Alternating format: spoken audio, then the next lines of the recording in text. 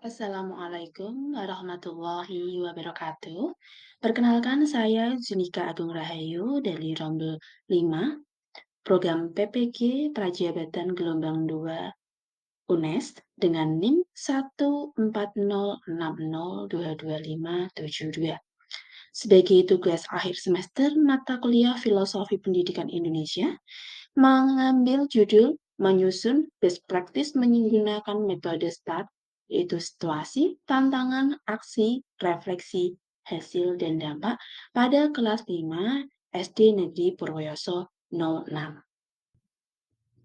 Menyusun cerita praktik baik atau best practice menggunakan metode STAR, yaitu situasi, tantangan, aksi, refleksi hasil, dan dampak terkait pengalaman mengatasi permasalahan siswa dalam pembelajaran.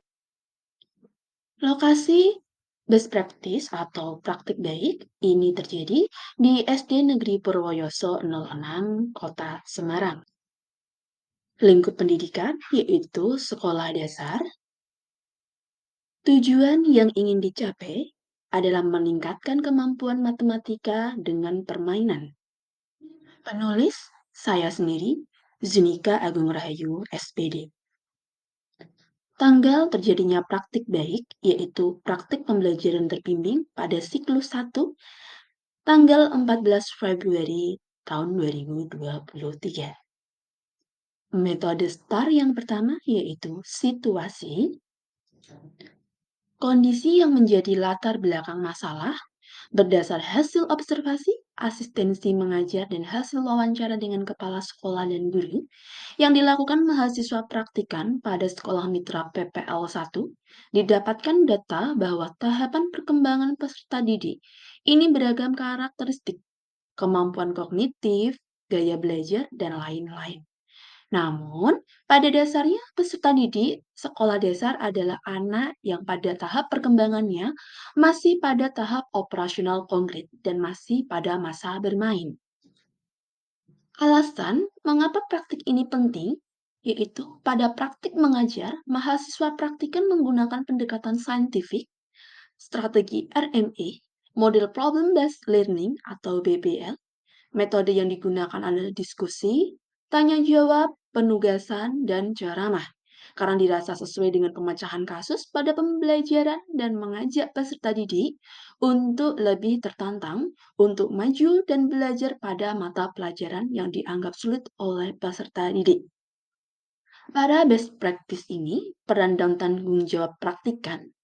Peran praktikan dalam praktik baik adalah untuk memecahkan permasalahan dalam proses pembelajaran yang dirasa ada kendala dengan cara yang efektif dan inovatif, yang dekat dengan peserta didik serta berperan sebagai calon guru profesional, meningkatkan kemampuan belajar peserta didik. Dalam praktiknya, praktikan membuat serangkaian rencana pembelajaran yang meliputi RPP, media pembelajaran yang menarik, dan sesuai dengan kebutuhan peserta didik. Metode yang selanjutnya adalah tantangan. Tantangan untuk mencapai tujuan. Tantangan tersebut diantaranya meliputi 1. Menjadi seorang guru harus peka terhadap kebutuhan peserta didik. 2. Guru bersama peserta didik harus saling berkolaborasi dalam proses pembelajaran. 3. Menggunakan waktu praktik yang dirasa kurang. 4. Peserta didik diminta untuk menyesuaikan keadaan untuk pembelajaran yang beragam. Pihak yang terlibat dalam best practice ini yaitu yang pertama, dosen pembimbing lapangan. 2. Guru pamong PPG Prajabatan di sekolah mitra. Ketiga, kepala sekolah. Keempat, guru kelas. Dan kelima adalah peserta didik. Metode yang selanjutnya adalah aksi. Langkah yang harus dilakukan. Yang pertama, membuat rencana pembelajaran yang disesuaikan dengan karakteristik peserta didik.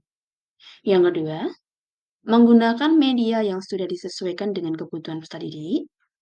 Yang ketiga adalah implementasi model pembelajaran PBL atau Problem Based Learning. Yang keempat, Meningkatkan kemampuan belajar peserta didik kelas 5, guru memberikan apresiasi, motivasi, dan kedekatan interpersonal kepada peserta didik yang membutuhkan bimbingan lebih. Yang kelima, memberikan ice breaking di tengah pembelajaran untuk mencairkan suasana yang dirasa membosankan. Yang keenam, asesmen peserta didik. Yang ketujuh, menciptakan lingkungan belajar yang aman, nyaman, dan update materi. Dokumentasi aksi dapat dilihat, yaitu pada slide ini, ada membuat RPP media pembelajaran orientasi peserta didik pada masalah, mengorganisasikan peserta didik untuk belajar, membimbing penyelidikan individu dan kelompok, mengembangkan dan menyajikan hasil karya. Kemudian, menganalisis dan mengevaluasi proses pemecahan, memotivasi peserta didik, melakukan ice breaking. Pada metode selanjutnya, yaitu refleksi hasil dan dampak.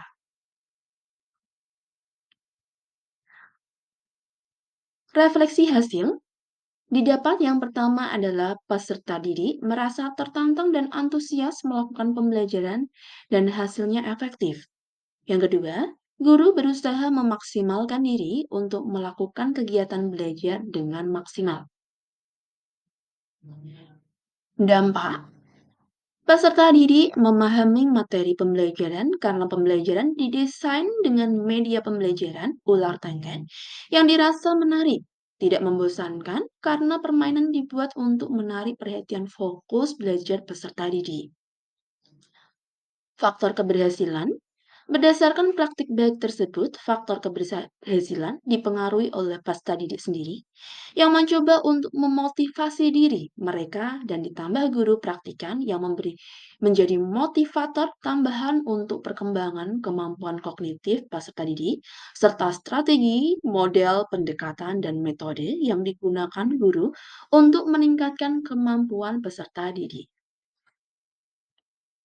Yang selanjutnya adalah faktor ketidakberhasilan ini. Bagi peserta didik yang pasif, kegiatan pembelajaran ini adalah kegiatan yang membosankan dan masih ada peserta didik yang kurang aktif atau kurang antusias. Hal ini dipengaruhi oleh beragam atau keragaman gaya belajar peserta didik itu sendiri. Yang selanjutnya adalah respon terkait strategi yang dilakukan. Yang pertama, peserta didik antusias dalam proses pembelajaran. Yang kedua, dengan menggunakan media ular tangga, guru kelas, guru pamong, dan rekan sangat mendukung kegiatan pembelajaran tersebut.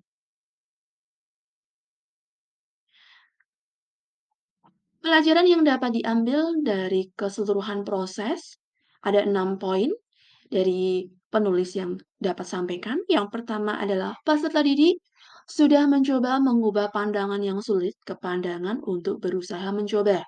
Yang kedua, kemampuan kognitif dan psikomotor peserta didik dapat meningkat karena ada perlakuan yang berbeda. Yang ketiga, pembelajaran tidak harus dengan monoton yang tidak bervariasi. Yang keempat, memahami bahwa tingkat kemampuan peserta didik dianggap beragam karakteristik dan gaya belajarnya. Yang kelima, menggunakan media yang sesuai dengan kebutuhan peserta didik untuk meningkatkan kemampuan kognitif dan psikomotor. Keenam, guru bersama peserta didik selalu berproses untuk hasil yang lebih baik. Kegiatan harus dilakukan dengan perencanaan yang matang agar menghasilkan tujuan yang diharapkan dengan maksimal. Sekian presentasi dari saya. Terima kasih. Wassalamualaikum warahmatullahi wabarakatuh.